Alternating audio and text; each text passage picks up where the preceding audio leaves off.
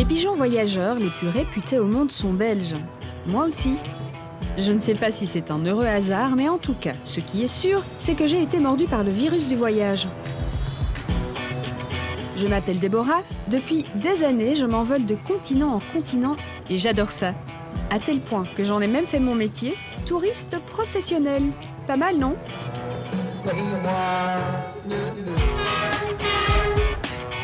Aujourd'hui, je pars avec un seul but, voyager autrement. Pour ça, il n'y a rien de mieux que de goûter. Rouler. Ah oui, d'accord. Porter. Monter au pied levé et se détendre. Eh mais je peux rester là des heures, hein, j'adore.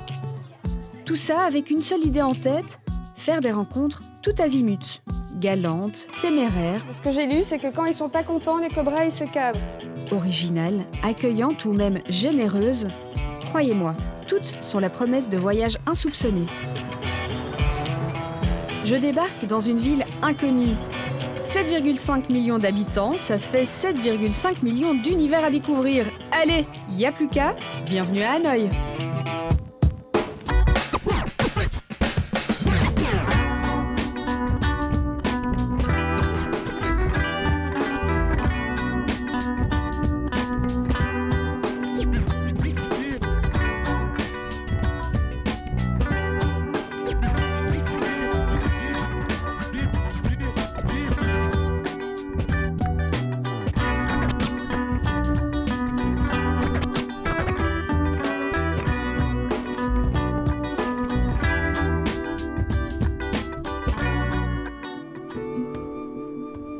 Quand on arrive à Hanoï, la première chose qui frappe, c'est le trafic.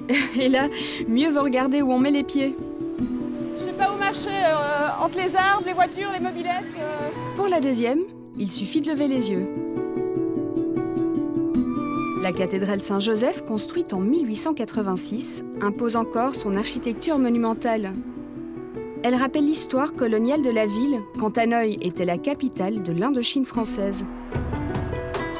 Des symboles plus récents marquent l'empreinte du régime communiste et il suffit de quelques pas pour trouver les traces de temps plus anciens, laissant imaginer un accès fortifié à la ville. Pendant des siècles, Hanoï fut la capitale d'une dynastie royale, rappelant que de tout temps, elle joua un rôle politique, mais aussi économique et culturel majeur au Vietnam. Aujourd'hui, des rues huppées tournées vers le XXIe siècle laissent deviner une ville en pleine transformation. Hanoï affiche donc d'emblée son histoire mouvementée, et pour décrypter ce patrimoine, je vais avoir besoin d'un guide.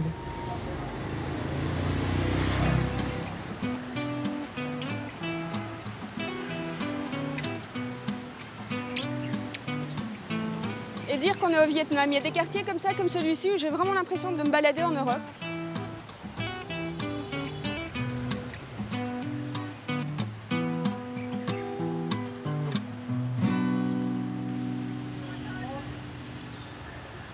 Bonjour. Je peux m'asseoir ? Bonjour. Oui, oui. Ah, vous parlez français ? Ah oui, enfin, tout un petit peu. Enfin, j'aime bien le français. Tu as appris ça où ? À l'université d'architecture de Hanoï. Ah, Ouais. super. Ouais. C'est Merci. vachement beau, hein. Ah oui, c'est la fontaine crapaud. Tu vois, les éléments en bas, les dragons et les drapeaux, c'est vietnamien. Oui. Le reste, la colonne, et avec les détails occidentaux comme ça, c'est vraiment français. Ouais. Donc ça, c'est le Occidental. symbole Oui. des deux cultures qui se sont mélangées quelque part. Exactement. La France, c'est quelque chose qui te plaît ? Mais bien sûr, enfin, j'aime bien l'architecture française, alimentaire français, des beurres, des fromages, Ah, c'est tout ce que la j'aime musique. pas. Ah bon? Camembert. La Non. musique aussi ? Oui, mais enfin, c'est des musiques un peu old school, un peu Ancienne. classiques. J'aime bien La vie en rose. J'aime L'hymne à l'amour. J'aime bien ces deux chansons-là aussi. Tu as très bon goût. Merci Madame Edith Piaf. Ouais. Je sais pas, éventuellement, si tu as le temps, tu veux bien me montrer un petit peu le quartier, des endroits qui te plaisent ici ? Mais avec plaisir. Oui ? Ouais. Bon, ben on y va alors. Oui, on y va. Regarde les décorations de Noël. Oui, c'est ça. C'est la première génération d'architecture coloniale à notre, tu vois. C'est beau ça, c'est quoi? Ah voilà, c'est l'opéra. Ouais. Et c'est l'architecture française, totalement française. Cette rue-là, c'est un des premiers boulevards. À Paris, hein? Oui, c'est ça, c'est ça. Mademoiselle Wang m'apprend que l'opéra d'Hanoï a été construit au début du XXe siècle. Inspiré des lignes de l'opéra Garnier, il est considéré comme le symbole de la présence française. Situé dans le quartier français au plein centre de la ville, l'édifice incarne tout autant l'indépendance du Vietnam car c'est sur ces mêmes marches que fut proclamée la République démocratique du Vietnam. Oula, On est chez toi là? c'est mon rêve, mais c'est trop cher ici.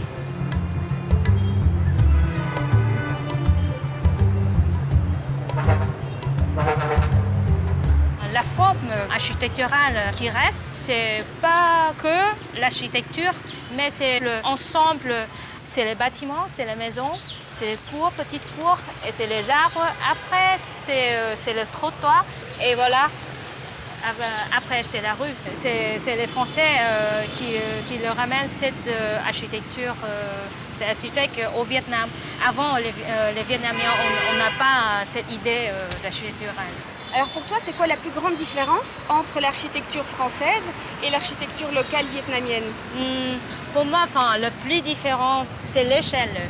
Tu vois, c'est l'échelle française et c'est l'échelle vietnamienne. Ah, tu la tournes comme ça, toi? Ouais.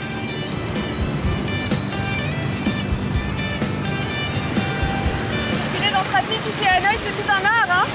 Ah, tu vois, le trafic vietnamien, spécialement le trafic de la c'est la guerre. Et voilà, c'est mon cheval C'est ton noir. cheval. Ouais, c'est mon casque. Voilà. Et en avant, on y va!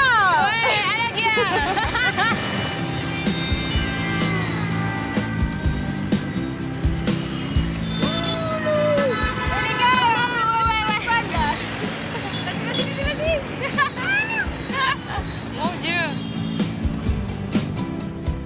Je quitte ma guide après une double leçon d'architecture et de conduite.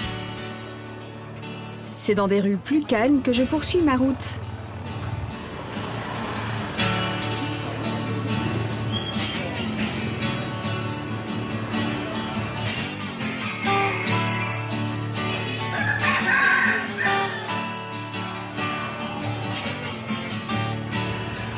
Calme donc, mais toujours étonnante.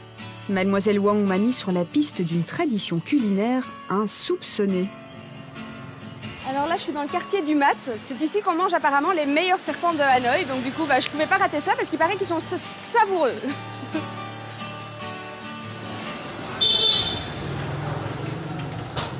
Bonjour, Nan? Oui, bonjour. Enchantée, ça va? Alors, tu veux manger du serpent? C'est pour ça que je suis venue. Il paraît que tu fais le meilleur serpent de la ville. Peut-être, mais pour commencer, il faut que tu viennes avec moi pour en choisir un. Quand je vais aller choisir celui qui me plaît, c'est toi? C'est comme ça? C'est comme ça que ça marche? Bon, on va à la ferme.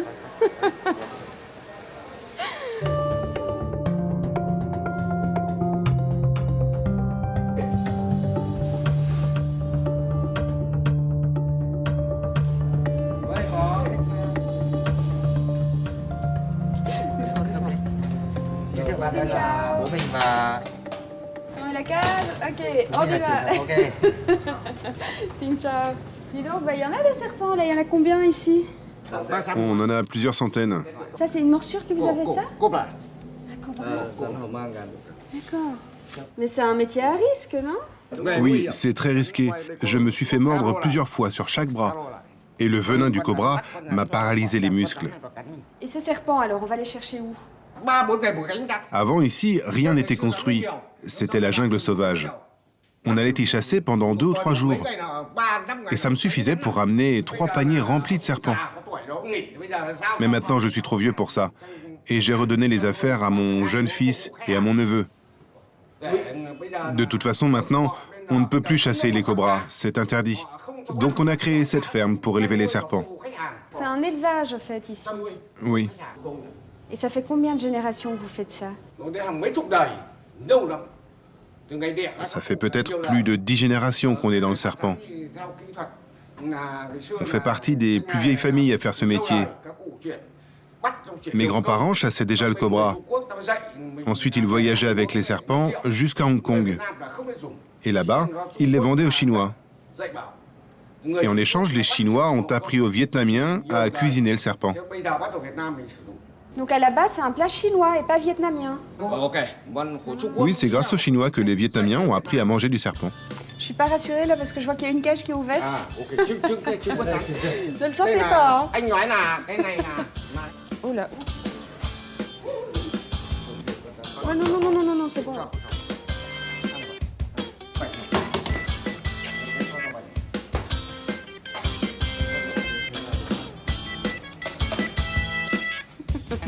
Ça va? Tu vas bien? Ah ouais, c'est un petit ça. Tout petit de rien du tout. Ouais, c'est sympa, c'est très sympa. Ce que j'ai lu, c'est que quand ils sont pas contents, les cobras, ils se cabrent. Là, il est cabré.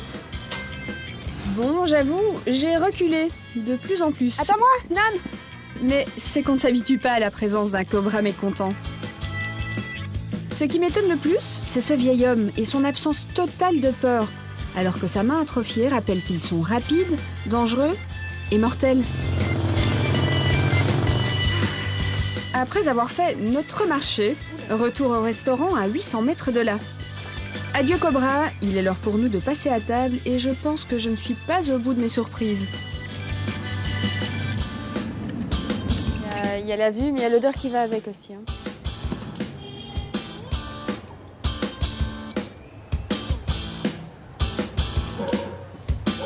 Ça, c'est du sang et de l'alcool. Et celui-ci? C'est de la bile avec de l'alcool. Et du coup, elle a mis le cœur qui bat devant moi. C'est une signification? Elle m'a offert le cœur du serpent ou... Le cœur du serpent bat encore longtemps en dehors de son corps. Il faut le mettre dans ton verre et tu avales tout, d'un coup. Bon, je vais faire honneur à ce serpent. Hein. C'est vrai qu'il nous a donné sa vie. Laisse, je vais te le faire.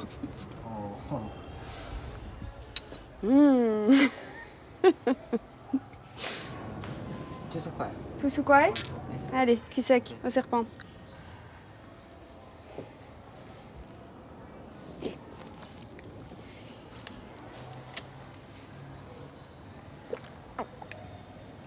J'ai avalé le corps en une fois, j'ai pas voulu mâcher. Et toi, t'as pas bu? En général, je bois, mais aujourd'hui, je suis un peu barbouillé. J'ai mal à l'estomac. Bah allez, tiens, zou. Vas-y.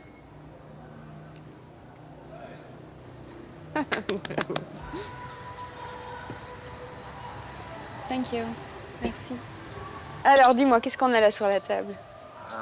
Là, tu as les tripes sautées à l'ananas. D'accord.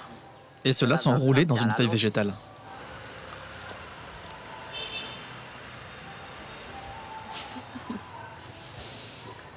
Il y a des os dedans. Le goût n'est pas mauvais, c'est juste le fait d'avoir des petits os là. C'est pas génial. Ça se voit que j'aime pas ou pas? Voilà, c'est le moment de solitude du voyageur. Vous savez, quand on est reçu avec une telle gentillesse, invité à découvrir une tradition qui mérite le respect, mais que votre palais dit tout l'inverse. Dans ces cas-là, camarade baroudeur, une seule solution, détourner l'attention. Et du coup, à part travailler ici et gérer ce restaurant, tu fais quoi dans la vie? En dehors du restaurant, je ne fais rien d'autre. Mon travail me prend quasiment tout mon temps. Bon, ça, je sais pas ce que c'est, je vais goûter. Ça, ce sont des nems. Ça, j'aime bien. Ça, c'est bon. C'est quoi ton coin préféré ici à Hanoï? J'aime bien l'opéra de Hanoï. Enfin, t'aimes bien le bâtiment ou t'aimes bien aller écouter l'opéra? En fait, je n'ai pas assez de temps pour assister au spectacle, mais j'aime bien passer devant, le regarder. Des fois, je le prends même en photo. Qu'est-ce qui fait que tu te sentes hanoïen? Pourquoi t'aimes cette ville et pourquoi t'aimes être local d'ici? Je suis né à Hanoï. J'adore cette ville. Et j'ai toute ma famille ici. Pour moi, ce n'est pas concevable de m'éloigner d'elle pour aller vivre à Ho Chi Minh. Je peux prendre le temps de voyager, voir du pays, mais je ne veux pas déménager et vivre ailleurs. Pourquoi ta famille a tellement d'importance pour toi? C'est une question difficile. Imaginons que ma femme et moi décidions d'aller vivre ailleurs, à Saigon, à Ho Chi Minh ou même à Londres, ou encore à Paris.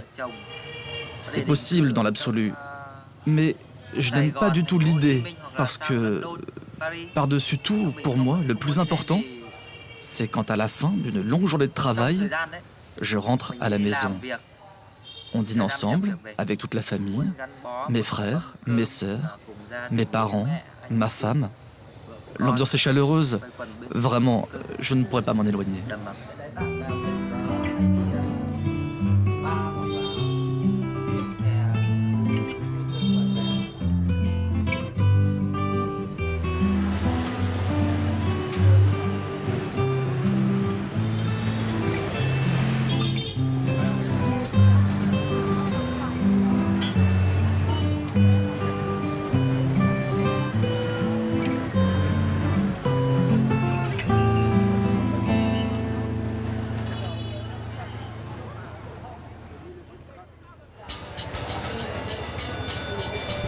Le lendemain, je poursuis mon excursion, le nez au vent. Petit métier, sourire toujours de mise, attelage lourdement chargé, passant affairé, Hanoï se raconte dans ses rues à travers ses nombreuses activités du quotidien.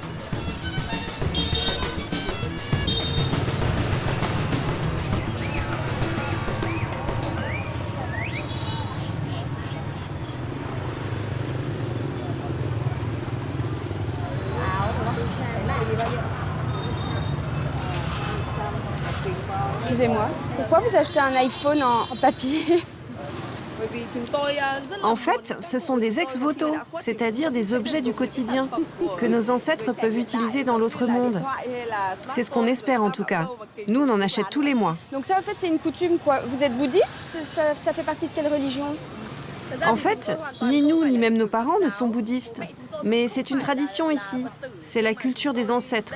Comme on vit dans une société moderne, on se dit que nos ancêtres aussi ont le droit au progrès. Donc on brûle des objets qui représentent les nouvelles technologies. Alors cette paire de chaussures, elle est destinée à qui? C'est pour sa grand-mère, pour qu'elle ait des chaussons dans l'autre monde. Il suffit de brûler ses copies d'objets en papier, et puis elle les recevra. Vous êtes sûr que c'est la bonne pointure? Parce que ça, c'est même pas un 34 là. Hein? Oui, elle est petite. Elle a des petits pieds. Et en plus, avec un collier en or, elle sera contente. Les bijoux et tout, quoi. Comme tu as beaucoup de questions, si tu veux en connaître plus, tu peux venir nous rejoindre ce soir. On va brûler les ex-voto. Est-ce que j'ai le droit de faire ça, moi, alors que ça fait pas partie de mes croyances? Non, ne t'inquiète pas, ce n'est pas très important. La croyance, c'est dans le cœur. Si tu le fais avec nous, tu peux prier pour tes ancêtres et même pour les nôtres. Ah, c'est ça, tu veux que j'envoie de l'argent à tes ancêtres? Ok, super. À tout à l'heure. Le rendez-vous est pris et j'ai hâte d'en savoir plus. Les ex-voto sont des vœux pour remercier ou demander une faveur. Ils existent depuis des millénaires et ça partout dans le monde. Mais je découvre là une version spectaculaire du culte des ancêtres, adaptée à un monde de consommation. En tout cas, moi je suis ravie parce que pour 200 000 dong, l'équivalent de 8 €, bah, j'ai eu droit à quelques milliers d'euros, de l'argent local, des petites chaussures, un costume pour mon grand-père, qu'est-ce que j'ai d'autre? Un iPhone, une bague en or, ça c'est plutôt pas mal. Une carte de banque, des clopes, enfin, en tout cas, c'est une bonne affaire.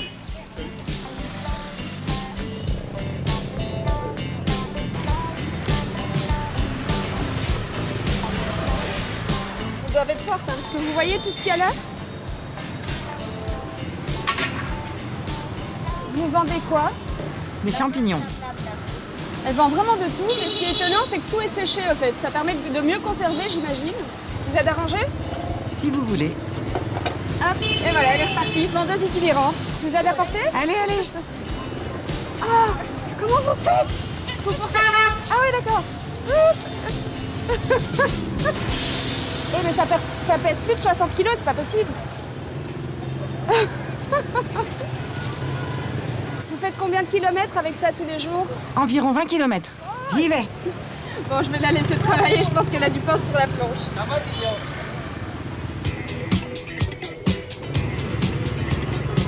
C'est l'heure de pointe à mon avis. Et hop là. J'ai survécu. Se promener à Hanoï, c'est plonger instantanément dans un bouillon d'odeurs, de rencontres et de scooters. Alors pour récupérer, rien de mieux qu'un savoir-faire ancestral et relaxant. Le massage. On m'a parlé du Midori Spa, un salon où les massages sont assurés par des personnes malvoyantes. Ce qui pourrait bien être la promesse d'un voyage sensoriel unique. Xin chào. Bonjour. Ok, thank you. Alors, c'est ici que ça se passe. Enlève tous tes vêtements. Ok. Très bien, donc j'enlève et je mets tout dans le panier. Oui. Super. Merci.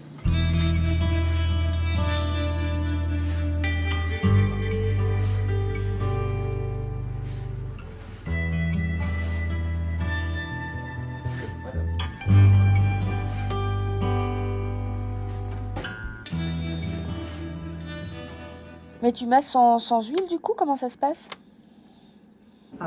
L'huile de massage, c'est uniquement pour relaxer. Pour pratiquer de vrais soins, mieux vaut s'en passer. Sur toi, je vais travailler sur les épaules et sur la nuque. Ouais, c'est exactement là. J'ai senti particulièrement ces points-là. Ils sont différents. Je les sens bloqués. Mais c'est incroyable parce que tu pousses exactement là où j'ai mal. En fait, je les ressens bien parce que je suis très concentré. Quand je travaille, je mets toute mon énergie, tout mon cœur pour donner le meilleur résultat. Ouais. Tu touches des points, des nerfs, des je sais pas trop quoi, que j'avais jamais senti avant. En fait, j'ai l'impression que c'est un mélange entre une séance de kiné et un massage nec plus ultra.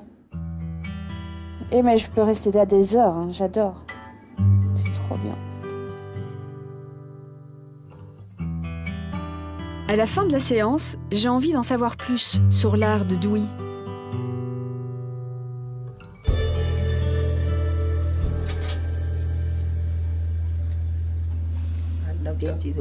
Pour cette technique, il faut que tu exerces une pression avec le pouce de 2 ou 3 secondes.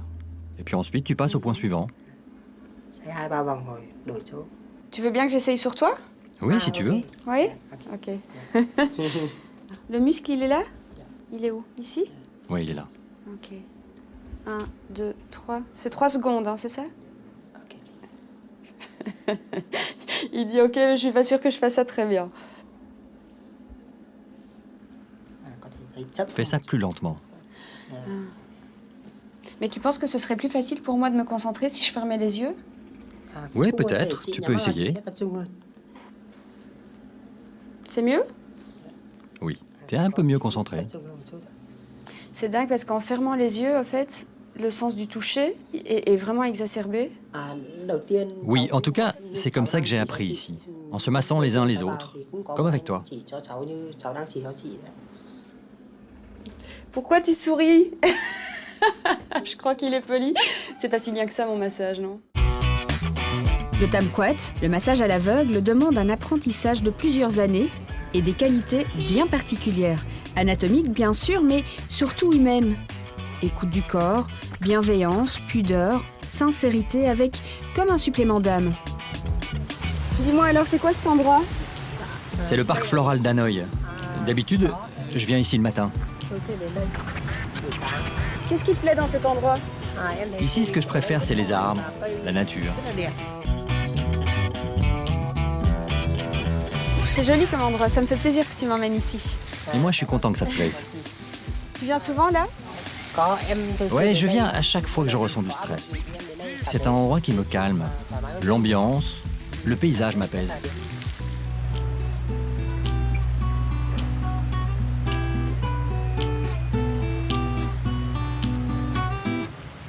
Tu parles du paysage. Là, ce que tu vois, tu le perçois comment? C'est vrai que je ne vois pas grand-chose, mais j'arrive à percevoir la couleur de l'herbe, des arbres, et j'entends les oiseaux qui chantent, et le bruit de l'eau qui tombe de la fontaine. Et même si on a des faiblesses sur le corps, il ne faut pas penser qu'à ça.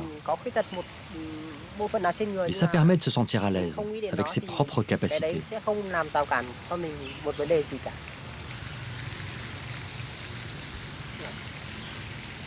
Essaye de ressentir. Écoute autour de toi. Écoute les oiseaux qui chantent, l'eau, les gens qui parlent. Allez, viens, on va marcher un peu.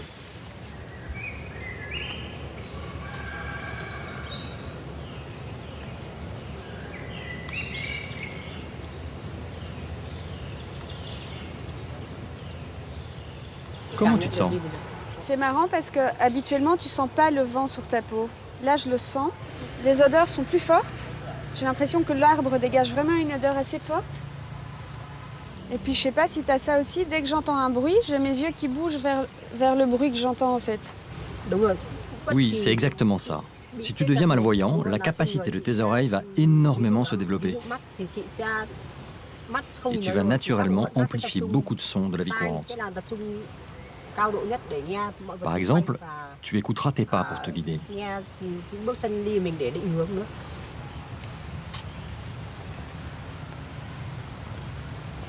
C'est le genre de choses que tu fais quand tu viens ici? Moi, je vois encore un peu, mais j'ai des amis qui ne voient pas du tout. Des non-voyants à 100%. Je les emmène ici et je les guide grâce à leur sens du toucher, comme on est en train de faire en ce moment.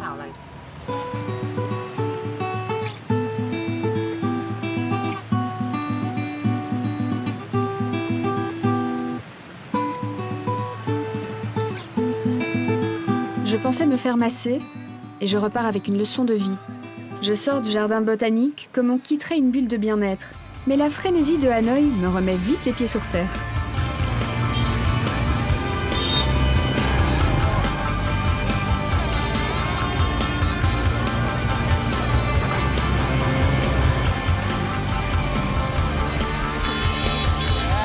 Attends. Voilà, on y va.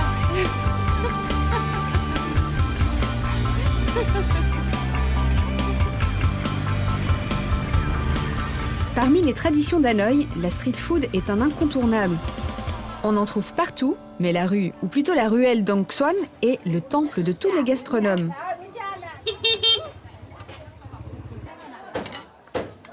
Elle est quand même vachement étroite cette rue. Ah. Elle est vachement étroite, mais au moins ça permet le contact. Ouh, sorry. Hello. Je sais pas trop ce que je vais manger, mais là je vois qu'il y a du tofu, citron vert, de la menthe.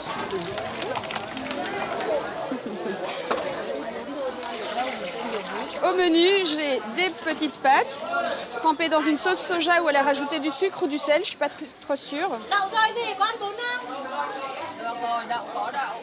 Et du citron vert, vachement bon.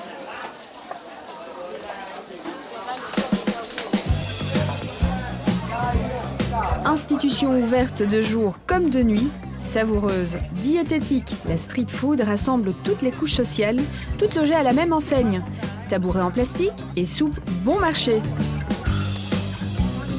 Après cette mise en bouche, je poursuis mes enquêtes gastronomiques. On m'a dit qu'une des spécialités locales ici, c'est le egg coffee. C'est un café mélangé avec de l'œuf. À mon avis, c'est quand les gens ne savent pas décider s'ils veulent une omelette ou un café. Donc je vais voir s'ils ont ça ici. Bonjour. Bonjour madame. Bonjour monsieur. Ah, mais vous parlez très bien. Bonjour. Alors, est-ce que vous avez un egg coffee? Non, on n'en a pas. Bon. Vous avez autre chose à me proposer alors que je connais pas? Oui, je peux vous proposer un café coco si vous voulez. Ouais, super, on va pour ça. Merci. Tu sais qui est venu ici? Le prince William. Il était assis là. exactement à ta place. Il était venu à Hanoï dans le cadre de conférences pour la protection des animaux sauvages. Regarde, je l'ai même pris en photo. Oh, ok. Ah oui, c'est vrai, il était assis ici. Ouais. Et il faisait ses déplacements à pied aussi. Bah oui, il fait comme nous. Merci. Ah, mon premier café coco. Chup chukwe. Chup chukwe.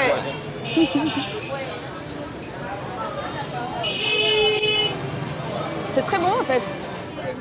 Qu'est-ce qu'il y a là-dedans? Un peu de lait et du jus de coco naturel. C'est bon? Alors qu'on trinque, mon voisin m'explique qu'il aurait adoré inviter le prince William à dîner chez lui. Mais au final, eh bien, c'est moi qui l'invite. À défaut d'avoir goûté à l'egg coffee, j'ai gagné un repas chez l'habitant demain. Mais pour l'heure, un autre rendez-vous m'attend. Je pars retrouver Bin et May, le jeune couple rencontré dans la boutique d'Ex-Voto. Eh ben alors les copains, on commence sans moi? Mais non, on t'attendait pour qu'on fasse le feu ensemble. Ah, c'est pour ça que je suis venue. Il y a un ordre de brûlage ou on prend n'importe quoi pour commencer? Ah non, non, il n'y a pas d'ordre. Mais tu vois, le feu prend mieux si on commence par ces feuilles toutes simples. D'accord. Je m'attendais à assister à un moment de communion avec les ancêtres, empreint de sacré, et puis finalement pas du tout. La cérémonie se fait en bord de rue, très simplement. Parfois aussi, vous faites des vœux pour vous-même ou c'est que pour les personnes qui sont dans l'au-delà? Tout ce qu'on fait là, c'est pour être respectueux de nos ancêtres. Comme ça, on sent qu'ils nous protègent. Et tout ce qu'on espère, c'est qu'ils nous aident dans notre bonne fortune. Bon, on envoie les chaussures à la grand-mère alors? Je comprends que les ancêtres sont présents dans la vie de tous les jours.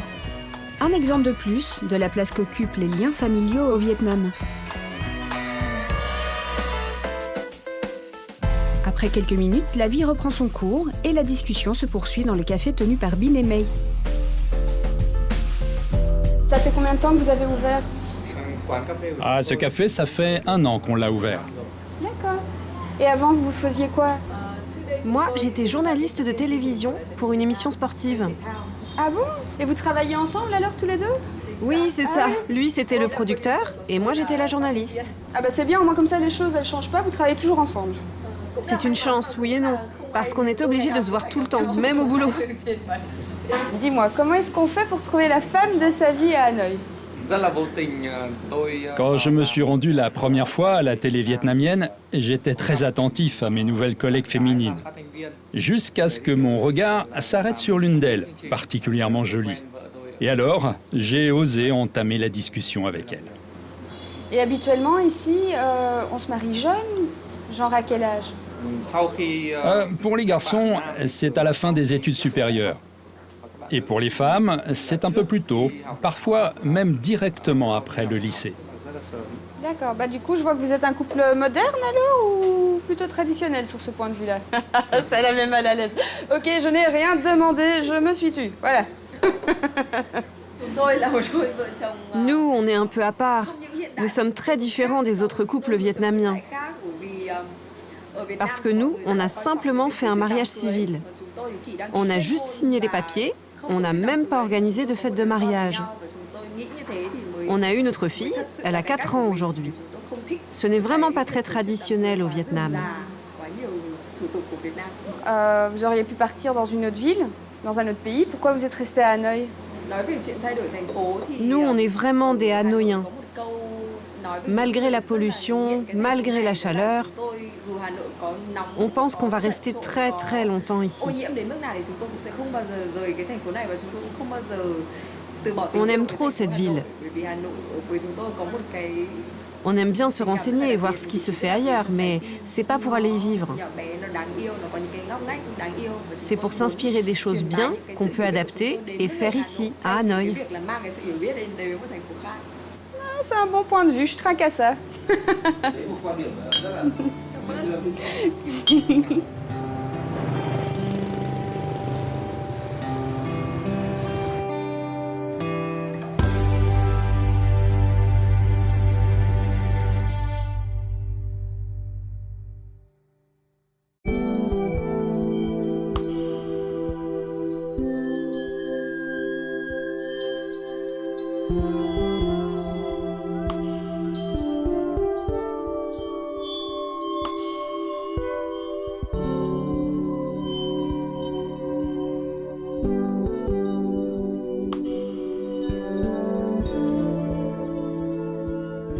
mon avis, ça doit être du tai chi. Je vais aller voir dans le parc si je vois d'autres gens qui en font.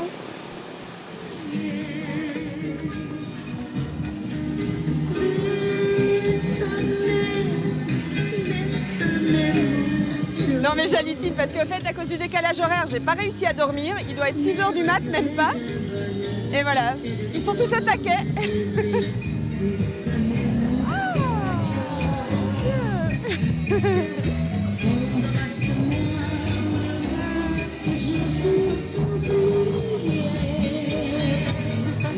Je suis pas sûre de la danse qu'on est en train de faire, mais en tout cas la musique me rappelle quelque chose.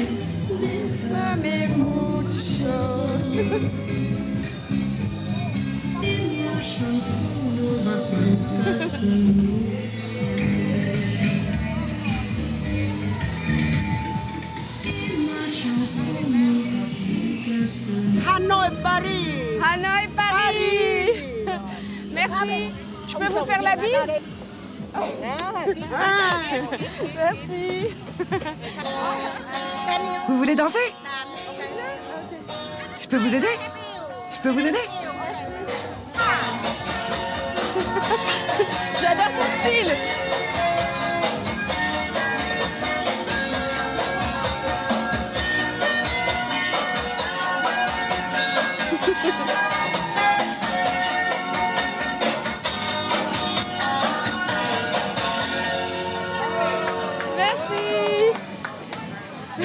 Dites-moi, vous êtes un très bon danseur, ça fait longtemps que vous faites ça? Ça fait 10 ans. Et vous venez ici tous les matins? Ouais, je suis là de 6h30 jusqu'à 8h30.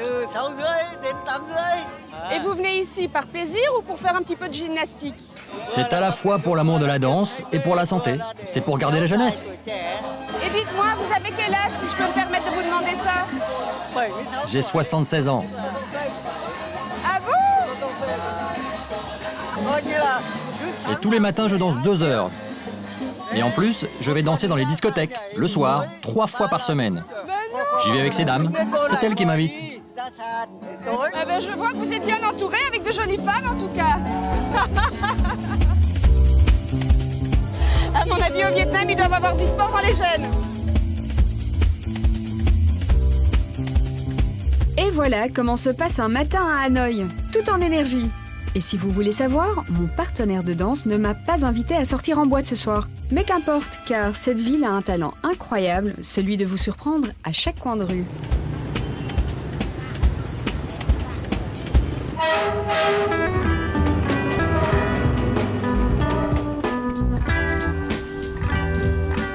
Il est vraiment amusant ce quartier du chemin de fer parce que c'est comme une micro-ville en soi, un magasin de fleurs.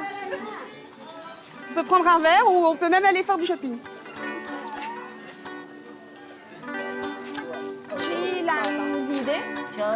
Bonjour. Vous habitez ici? Et donc là, les rails de train, c'est le jardin.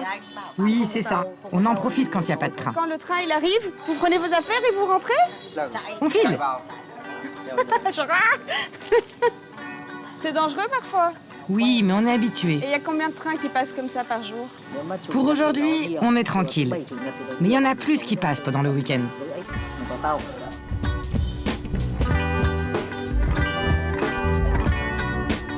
Ici, on ne vit pas au bord de la voie, mais carrément sur la voie. Incroyable? Non, pas du tout. Il suffit de connaître les horaires du train et puis de s'organiser en fonction.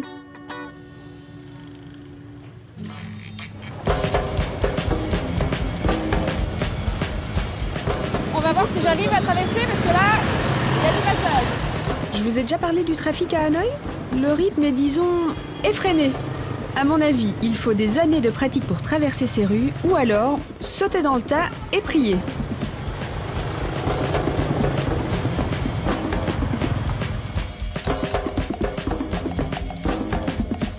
Alors que je cherche un refuge, enfin un café, me voilà embarquée dans un nouveau voyage.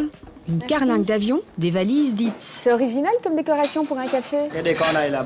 Oui, parce que je voyage beaucoup. Dès que je peux, j'adore ça. Je ramène beaucoup d'objets de partout où je vais. Et comme ma femme ne peut pas voyager autant que moi, cette décoration lui permet d'en profiter un peu. Je trouve des boîtes de récup, j'essaie de trouver des façons originales pour les exposer. Et puis il y a aussi des clients qui viennent ici, ce sont surtout des étrangers. Et quand ils voient ma collection, ils me laissent toujours un petit objet en souvenir. Le Bay Café navigue entre la salle d'embarquement et le cabinet de curiosité. J'apprends que Kwan, le commandant de bord, accueille gratuitement les touristes pour la nuit. Mais pour l'heure, c'est bien son Hanoï qu'il m'invite à découvrir.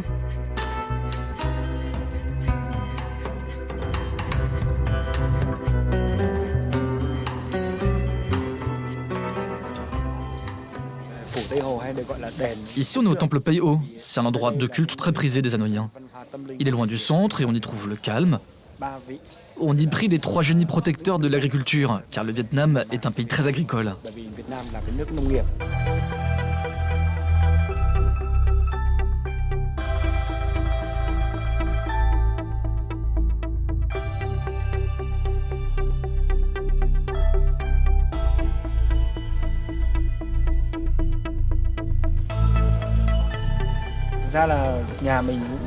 Comme j'habite à proximité, je viens souvent, je me sens bien ici.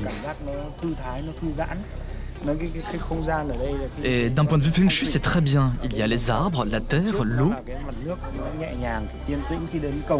À chaque fois que j'ai un vœu à faire pour moi, mes parents ou ma famille, c'est ici que je viens.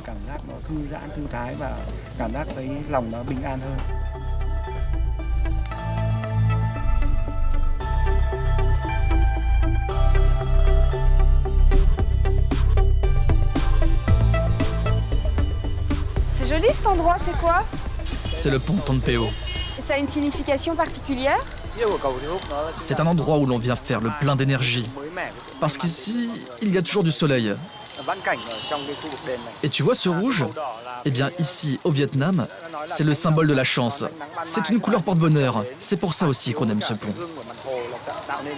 Et pourtant, t'es habillé tout de noir. Pour la tenue vestimentaire, bon, tout le monde fait comme il le souhaite. Mais moi, j'aime bien le noir. Par contre, j'ai toujours un objet porte-bonheur sur moi.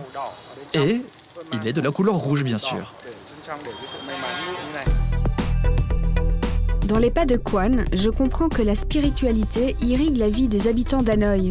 Au moment de le quitter, il a un dernier lieu à me montrer. Waouh! Mais tu m'amènes le jardin d'Éden, dis donc! C'est génial comme endroit.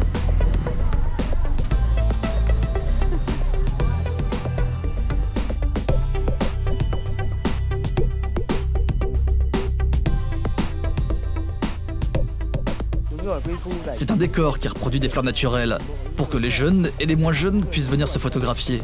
Les Vietnamiens sont vraiment friands. Bah du coup, on va se prendre en photo? Ah ouais, pourquoi pas?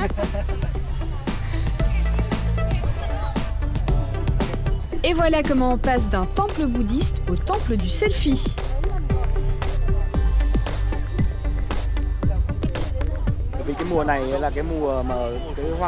Dans ce quartier, traditionnellement, on cultivait les fleurs. Et les Hanoïens ont conservé l'habitude de venir ici dès qu'ils ont besoin de fleurs. Tu vois, en ce moment, c'est la saison des marguerites. Ça va durer pendant un mois. Univers kitsch, acidulé, esthétique girly, bien étudié. Je quitte Kwan en route pour une nouvelle expérience et surtout des retrouvailles. Et oui, je n'ai toujours pas eu l'occasion de goûter au fameux Egg Coffee, le café au jaune d'œuf, grande spécialité vietnamienne. Et pour enfin le déguster, je retrouve Mademoiselle Wang. C'est hyper bon. Ah ah, J'adore. je te dis.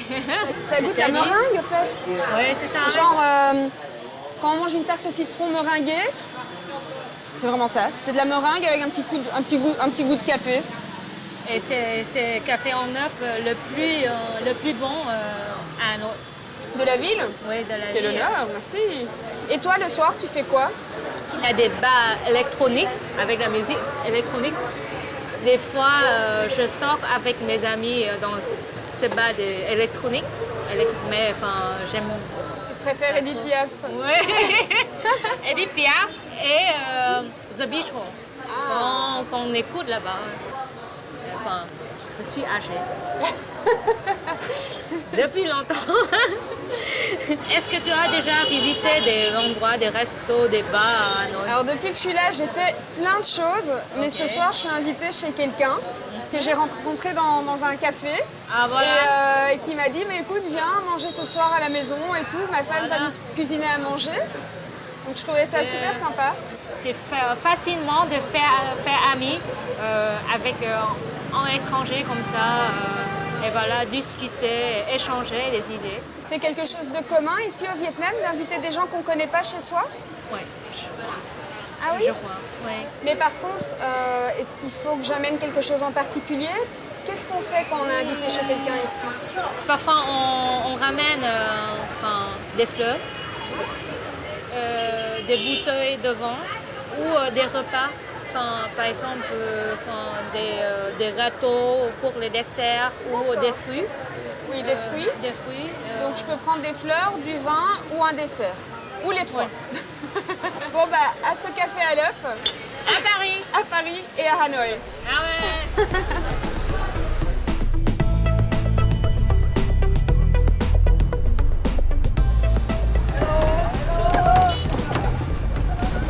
J'ai comme l'impression que j'ai pris le sens interdit là.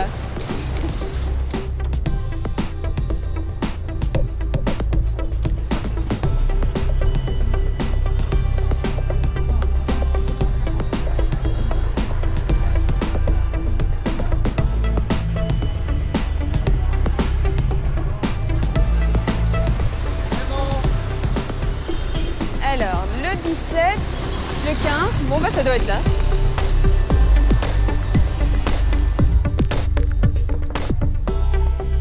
Bonjour. Comment ça va? Bonjour.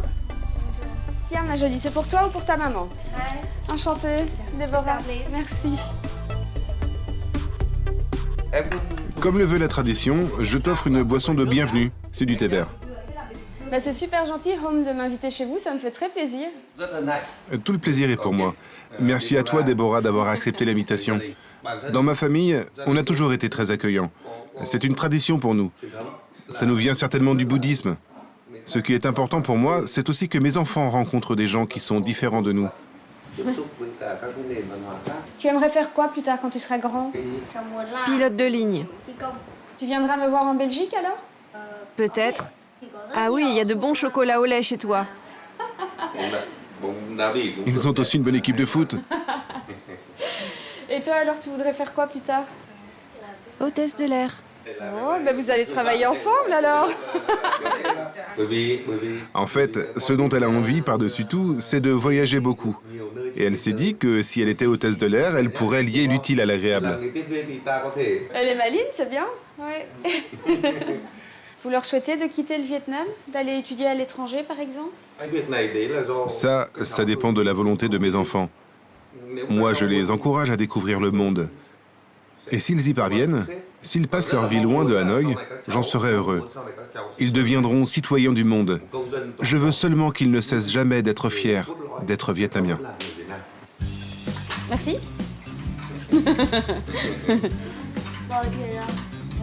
C'est marrant, même là, on retrouve vraiment le mélange entre l'Europe et l'Asie, comme partout dans cette ville, en fait. C'est une soupe à quoi? C'est une soupe avec du crabe d'eau douce. Ah bon? C'est très très bon. On sent vraiment le goût de chaque légume, de chaque ingrédient, c'est hyper bon. Est-ce qu'au Vietnam, on habite en famille, dans le sens pas juste maman, papa et les enfants? Est-ce que peut-être les grands-parents, les oncles, les tantes vivent ici aussi? Oui, ma mère aussi. Elle tient à rester ici parce que c'est ici qu'elle m'a mis au monde et qu'elle m'a vu grandir. Cette maison a été construite en 1927. À l'époque, il n'y avait qu'un couple qui a fait des enfants. Et quand ces enfants ont grandi, ils en ont fait à leur tour, et ainsi de suite. Chacun a ainsi créé sa propre famille. Donc c'est vraiment ça, c'est la maison familiale. D'accord. Donc maman est en bas, le cousin il est là, le frère il est là, la tante elle est là. Ça, c'est du tofu. Et ça, c'est une sorte d'aubergine. Oh, ouh, c'est fort. C'est un peu concombre, piment. C'est bon, mais c'est intense.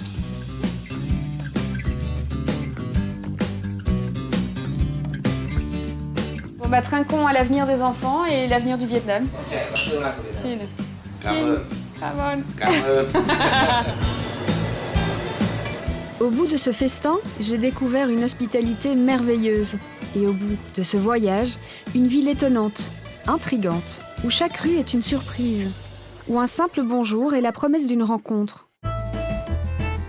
À Hanoï, on cultive les traditions familiales, spirituelles et culturelles, tout en faisant preuve d'une ouverture d'esprit sur le monde. Ici, on n'impose rien. On invite juste à découvrir et à partager. Et croyez-moi, ça fait bien voyager. Bon, bah c'est pas tout ça. Moi, j'ai de la route à faire. Et puis, comme on dit ici, tam bien. Attention les filles, attention.